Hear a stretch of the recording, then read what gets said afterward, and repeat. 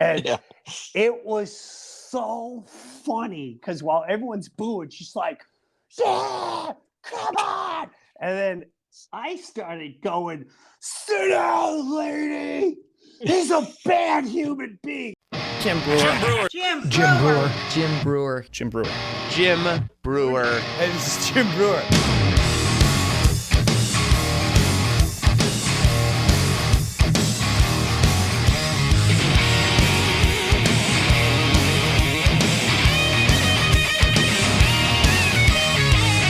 Get back in the old days.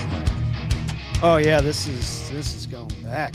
Oh my gosh! So for those of you who don't know, including you guys, so our studio was hit by Hurricane Milton and still has no internet. Just got power the beginning of this week, so it's been no power for almost, a week and a half. Some people still don't have power. Matter of fact, my daughter works at her place in Naples, doesn't have power. The coffee place I go to, Bean to Cup, still doesn't have power.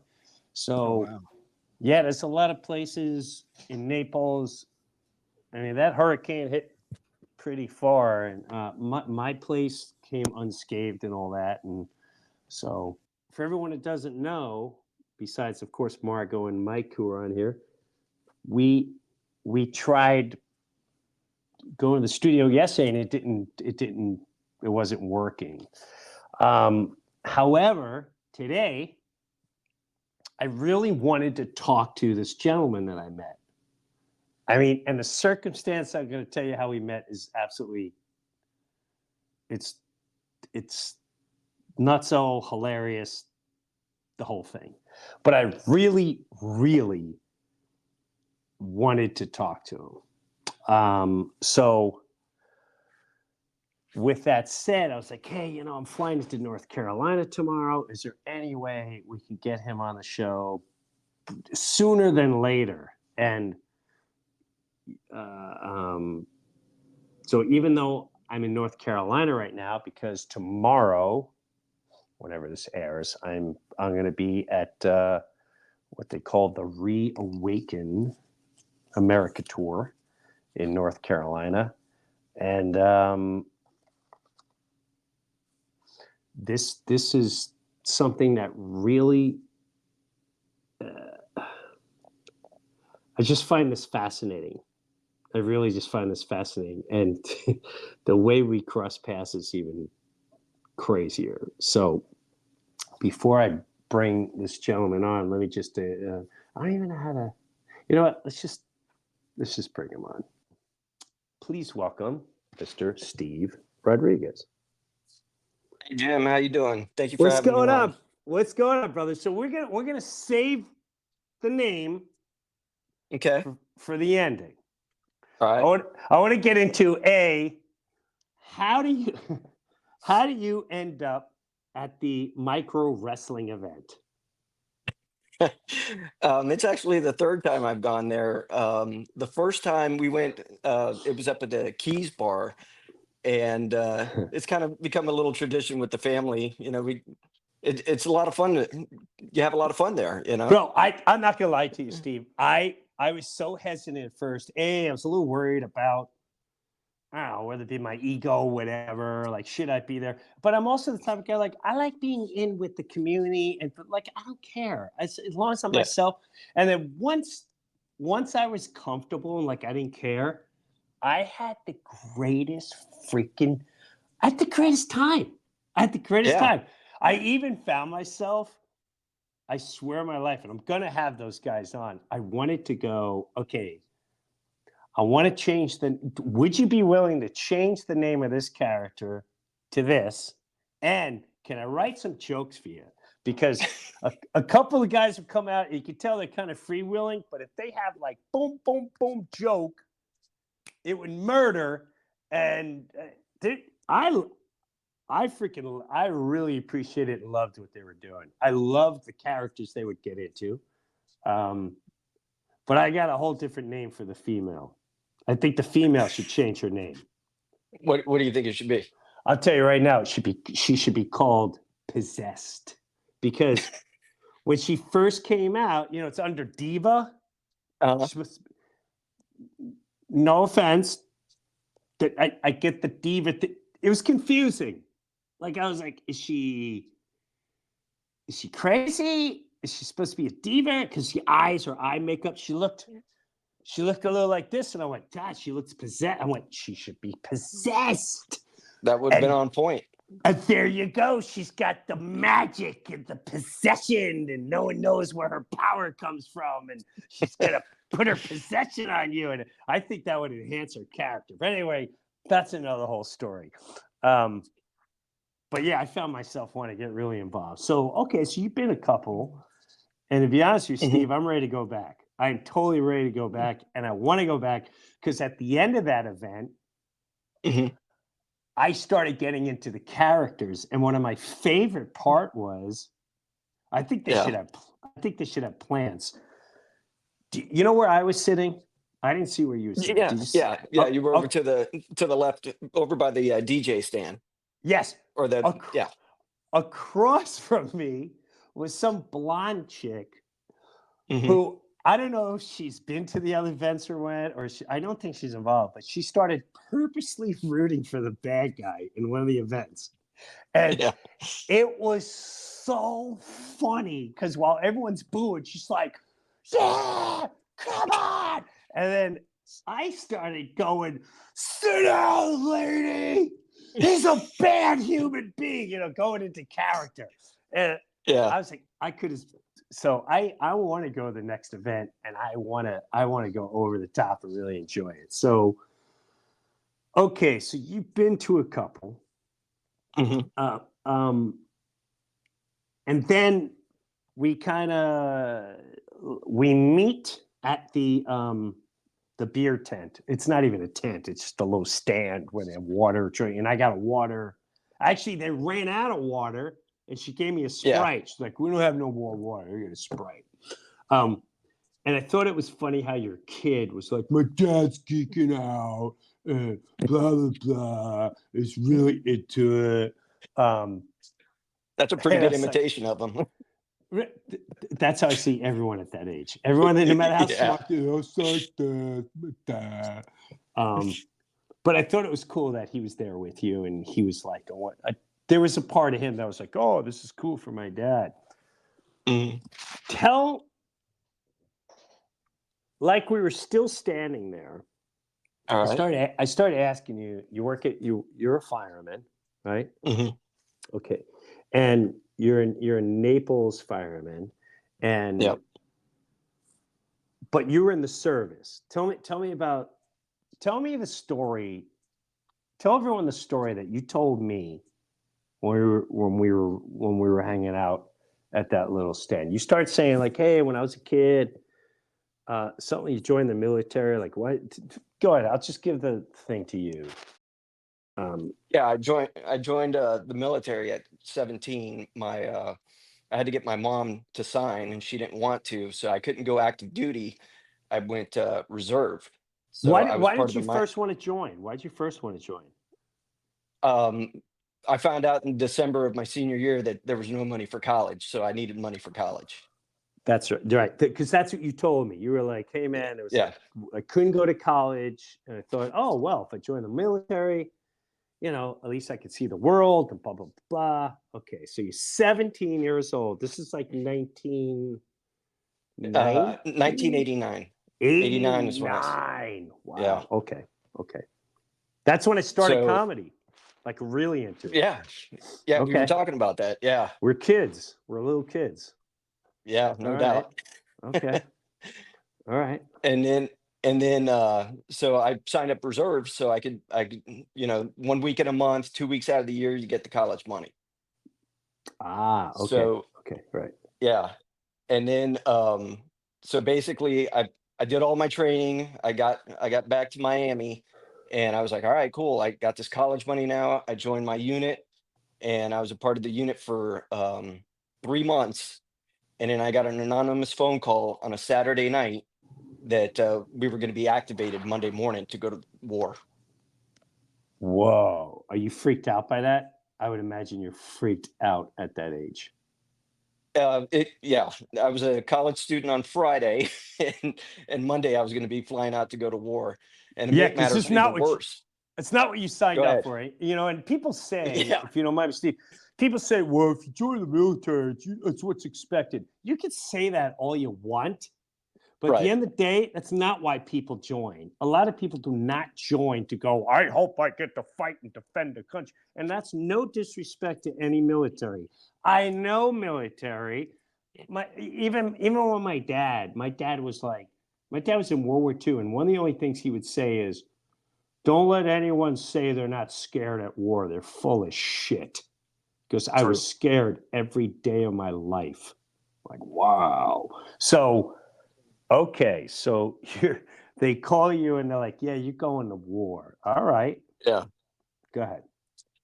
So it was actually I was getting dressed to go to the homecoming dance with my wife. She was my girlfriend at the time, and so I had to keep it quiet from her the entire night, just not to let her know that I was leaving Monday. Yeah. Wow. That's insanity. And you're married to her now. Yep. We've been together 35 years and married for 30 years now. Yeah. Yeah, we talked about that too. So Yeah. we talked Yeah. about Yeah. a lot in like 7 minutes. Yeah. Okay. All right. So you're dancing with her. You can't tell her you're off to war on Monday. And you Right. know where you're going. I would assume you know where Yeah. you're going. Okay. All Yeah. right. So basically, that Monday morning, I flew to North Carolina, Camp Lejeune, was there for a week, then flew to the Gulf War, and they put us right on the front lines. Uh, What? I was like, yeah, I'm a reservist. What am I doing right on the front lines here? Yeah. Oh my God. Oh my God. Okay. Go. And how much training did you have? Well, we had a ton of training, and they crammed a whole bunch of training in, and we were prepared as much as a bunch of 18, 19-year-old kids could be prepared. Wow. Okay. Okay. All right. Go ahead. So yeah, we basically we were the unit I was attached to. We were the forward element, so we saw a lot of action. It was the 100-hour war, so the first 2 days we saw a lot of action, and then when the war was over, we were ready to come home. Is that no, that's the first one. It's not when Bush Jr. is like, victory and Right, that was before that. This is the old man. This is the first Bush. Okay. right. Yeah, yeah. And this is what the beginning when I'm at home. And to me, this was the beginning of CNN 24-hour circle of just watching bombs go off nonstop. Yeah, Wow. Okay. Okay. yeah. I was Okay. there. I was there for 3 months waiting for the ground war. Then we had the ground war, and I was there for about 4 months after that. So we were living out in the middle of the desert the whole time, Hmm. Okay. just waiting for the war. Right. And your mom's freaking out. Yeah. Freaking out. Girlfriend's freaking out. Yes. Freaking out. Nervous breakdown. Okay. All right. So go ahead. Continue, Steve. So basically, when the war was over and they flew us back to North Carolina, Camp Lejeune, because we were reservists that were activated to active duty, they they had to demobilize us, take all our weapons from us, and then send us back down to Miami so we could be with our families again and become reservists again. Go back to the civilian world. So we were all excited. We were up there for a week. That was probably the longest week we ever had, and we uh, we were put in cattle cars. It's these big cars that I think that the military still has them now, but now they're air conditioned. But back in the day, they would just pile us in there with all of our gear, Yeah. and they took us over to Cherry Point, North Carolina, and we were supposed to get on a plane to go home and see our families. Okay. Well, yeah, about 6 to 8 hours of waiting, and no plane showed up. And our Wow. families were in Miami waiting for us. Is this supposed to be military planes? Like Um, government planes, or like the government is fronting? the government had acquired contracts with different airlines to Okay. be able to take us like I flew over in Pan Am to from the the states over to Saudi Arabia, and I flew back on a United. So they were trying to set up contracts with private airplane companies, Okay. and somebody had messed something up to where the plane didn't arrive. Okay. All right. So you're there like 6 hours or so waiting. You're all like, what is going on? How many are there of you? Yeah, About? there was 295 in my unit. Are you Yeah, serious? Okay. yeah, it was they called us the Miami Marines. There was 295 of us, Okay. and we nobody was telling us anything. And then we see the cattle cars come pulling back up again, and we're looking at each other like that's not a good sign. And we had no way of contacting. There was no cell phones. Right. It's no cell Contacting our phones. None of that. You got to Yeah, call. Can you take this collect call? Yeah. yeah, but everybody was at the airport, so there was no way of contacting them to let them know that we weren't coming.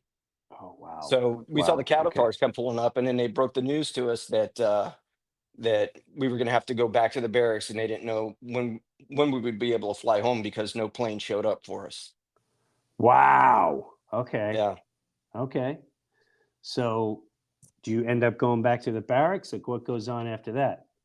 Now you know, as you can tell, the morale was in the crapper. And then all of a sudden, the major, he's the company commander. He's the highest ranking officer for my unit. He comes out and he goes, "We might have a chance to go home, boys. There's a billionaire that he heard that we were stranded, and he sent his plane. It's not big enough to hold all of us, but what they're going to do is they're going to fly half of us down to Miami. It's going to fuel up, come back, and pick up the other half and take them down to Miami."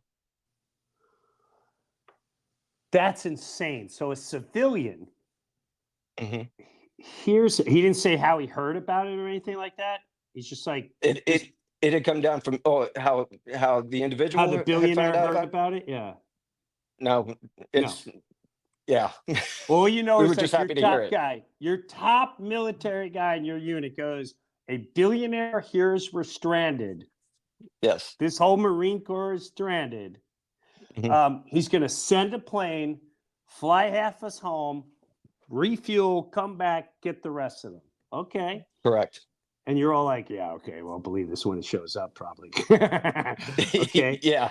All right. Okay. Yeah, the billionaire's on the way this time. Oh, okay. Okay. So here we go. Yeah. Okay. All right. So go ahead. So then the plane pulled up, and there was a name on the side of the plane, and we were all looking around at each other, and nobody knew that name. And a handful of us did. I knew the name on the side of the plane because my mom always read National Enquirer, and he was always in there, and I Okay. so so I kind of knew who it was. Yeah. Yeah, And were you on the first group or the second group? I was in the first group. I was one of the lucky ones. And so who was this billionaire? Donald J. Trump. Donald Trump. And when you told me that, Mhm. I went, how does nobody know about something like that? Like Yeah. he could. I'm not gonna lie to you. When you stunned me for a second because we don't know each other from a hole in the wall, and Right. B, you probably never had any intention. I don't know that for a fact, but I was probing you with questions. You didn't come up to me and go, "Hey Jim, I think you should know this. I was in the military and I was a Marine growing up and blah, blah, blah, blah, blah. I kept asking you, where you from? Blah, blah. Oh, Nate, you're a fireman. Oh, where in fire? Where? Are you at Bayshore Boulevard? No, actually, I'm North Naples. Oh, wow. Did you grow up? Well, yeah, I was in school. Did you go to school down? I was joined the military. And that's the way the conversation started. And when you ended with, it was Trump, and then you sent me the pictures, which we're all going to see right now. That is the thing where I wonder if you change the name to Elmo or Bill, most people would go, you know what? That's a great human being. Yeah. And the ones that stare at the news and have been programmed to purely hate, they never get the opportunity to hear a story like this. And I don't, all politics aside, this has not, I am not endorsing for you to go run and vote for Trump. If I believe the votes really counted, I could tell you this. I could tell you, dude, you're out of your, no offense, you're out of your skull if you're going to run and go vote for the other one. Sorry. Right. I don't know if you could yell and scream me all you want, but I'm sorry. That's just pure blind madness. But that is a powerful, beautiful story. And I told you tomorrow we'll get on the phone for the event that we're going to do, and I'd love for the audience to hear that story, at least in front of one of his sons. And these are the stories where I don't care what you think or feel anymore. That's a good human trait. That's a good human deed. To send your plane to get some boys home after they've been sent their 18-year-old asses to go fight in Mr. George Bush's New World Order war. Now, that's me speaking. I'm sorry. I don't mean disrespect you in any way. I got a lot of bad feelings about the Bush family. A lot of bad feelings. That's another whole subject. But anyway, so did you ever get to, like, you didn't really know him, so you're just like, hey, this is cool when you're a kid. As time went on, later you're like, Trump is running for president, where you're like, oh my God, dude, he flew us. He flew us home. He flew us Marines home after our own government couldn't figure out what the hell was going on. Did you ever like write a letter or anything like that? Or No, I actually, I did go to two of his rallies. He had two local rallies here in Southwest Florida, and my brother actually did meet him. My brother, that's a police officer at Miami Beach, and my brother got to talk to him, just a little bit, and he said, he's a genuine guy, Yeah. and I've come across a couple other people that have actually talked to him, and it's the picture that's painted of him is unbelievable. What they put out there, because people that I know that have had personal interactions with him, it's completely different, you know?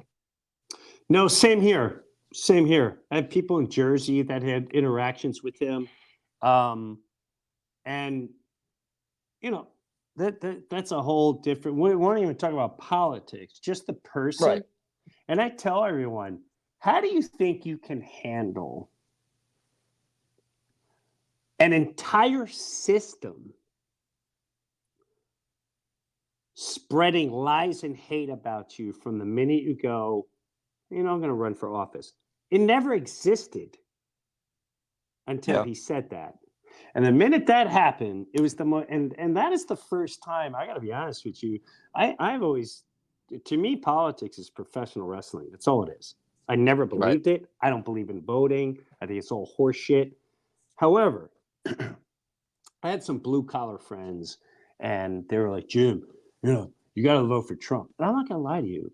the first time they brought him up, I went, do you know how embarrassing this is for our country to have a reality guy? Like, this is, like, I'm done. And they're like, no. Like, you got to watch it. I'm like, I'm not going to watch it. Just watch his debate. I'm like, so they made me watch some debate. And Jed Bush. I can't stand any Bushes. They're all part of the New World Order. I can't stand them. I foam at the mouth. Can't stand any of them. It's disgusting and vile, in my opinion. Jed Bush and him are on stage, and he says something, and the whole crowd boos Donald Trump, and he just simply goes, That's okay, because I know you bought everyone in here. Yeah, everyone in here is your sponsors. And the face of Jed Bush, his face, and I dare everyone to look this up. You could tell he was like, you could tell, like, hey, dude, you're not supposed to call shit out like that. It was a ripple. We've been playing this game for a century, and you're not allowed to do that. And he did it. And he just said, that's all right, everyone in here. He goes, and he said, you can't buy me. I don't need your money. I can't be bought by these people. They're all your sponsors. That's okay. You know. And he even said that war was wrong. It was this. That we should have never been there. And that's when I first went, okay, you got my interest. And then the more the media and the more celebrities that I know have joined a pure, evil, demonic club, all your favorites, including bosses,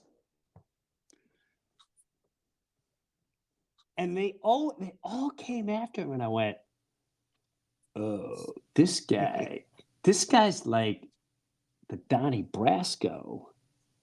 He knows way too much about their dirty secrets, and they don't trust him now.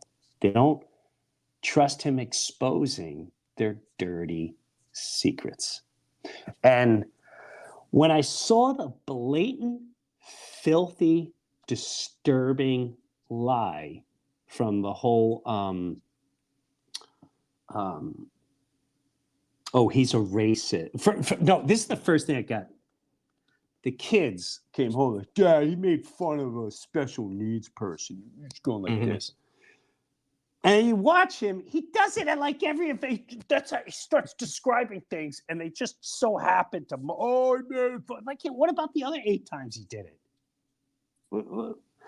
And when he said, and people I still hear them going, oh, there are good people on both sides. He's a white supremacist. That, if you still hold on to that, I'm really sorry, but you're blatantly blind, and you refuse. He said from the beginning, the whole clip is him. I watched it with my own 2 eyes. Snoops finally came out about 6 months ago and discredited it.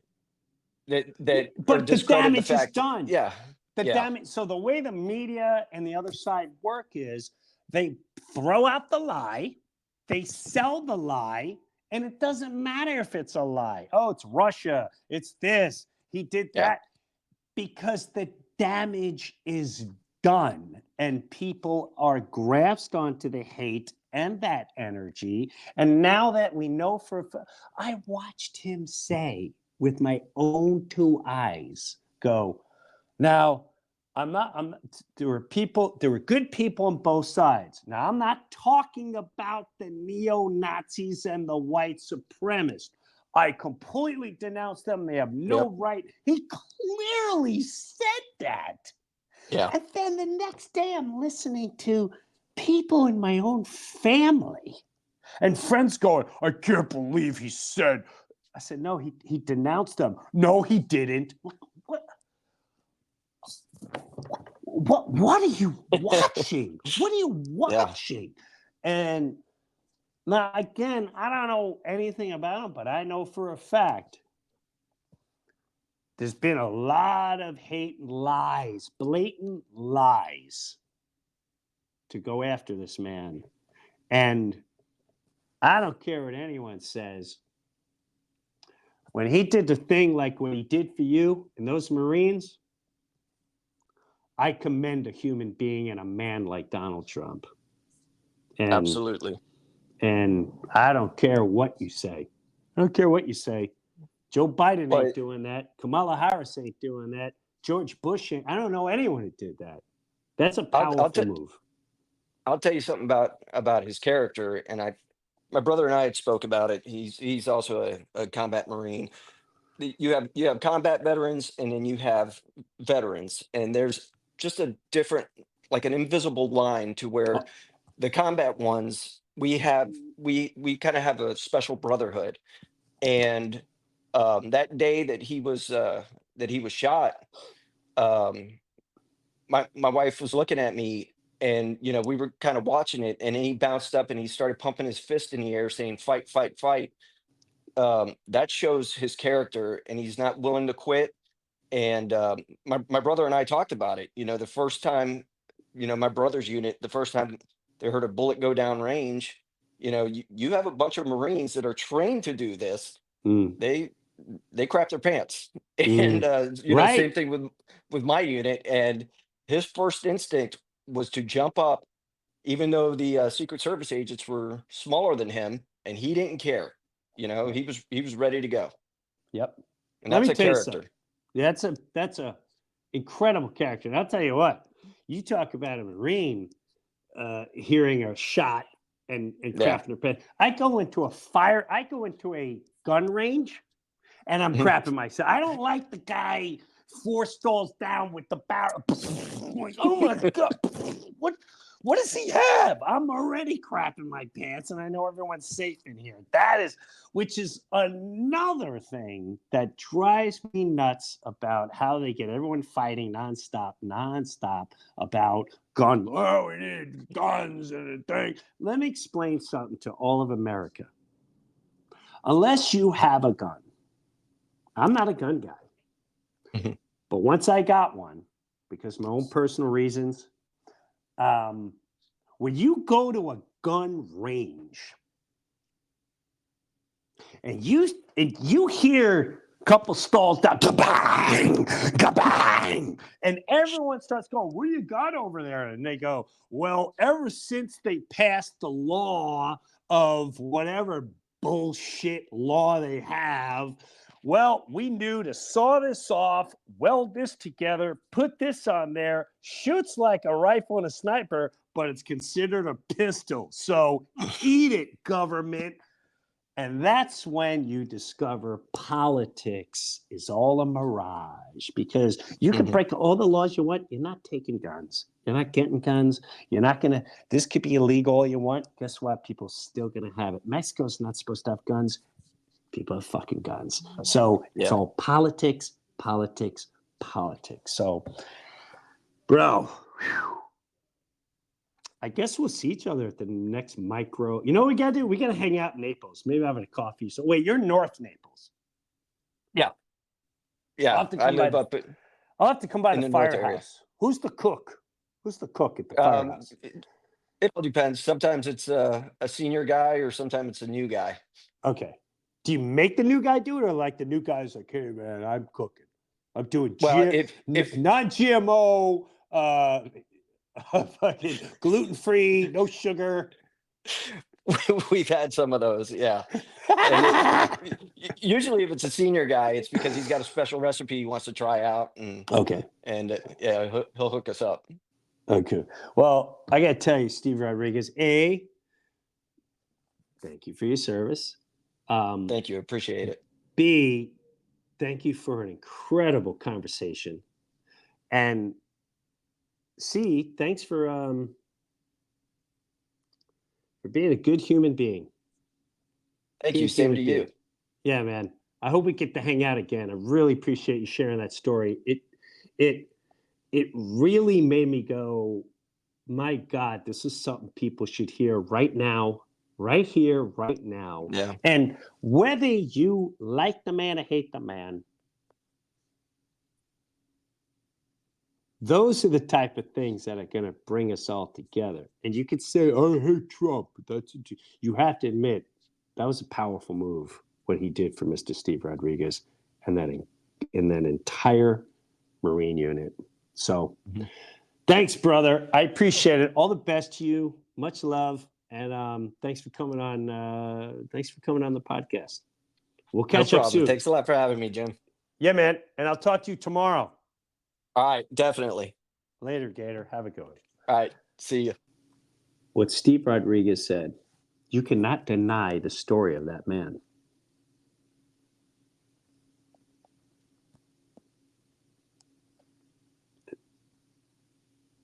His own government failed him that day. After him as a kid, think of your 18-year-old kid, your 19-year-old kid, your freshman in college, your sophomore in college, goes from a dance to, for whatever reason, he finds himself have to kill or be killed because the president said so, and we need to go into Iraq, so because they're mean to Kuwait. They just send your children wherever they want to send them. And when he came home, just wanted to get home. I want to see my family. It's been a couple months of hell what I saw. And Donald Trump sent his plane to pick up the Marines, fly him home, refuel, go back, fly the rest of them home. Say what you want. That's a great human deed.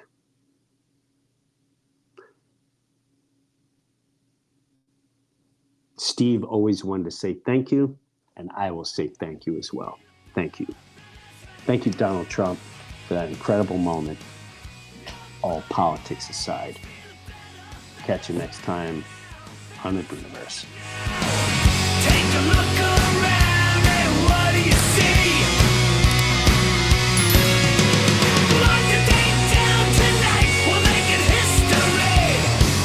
Hey, this is Jim Breuer, and I got my own Patreon page, and hopefully you'll check it out. Live comedy concert streamed once a month. Early access to the Breuniverse podcast every single week, and have bonus footage and bonus segments. I promise you I'm not going to let you down. Go check out my official Jim Breuer Patreon page, and I'll see you there.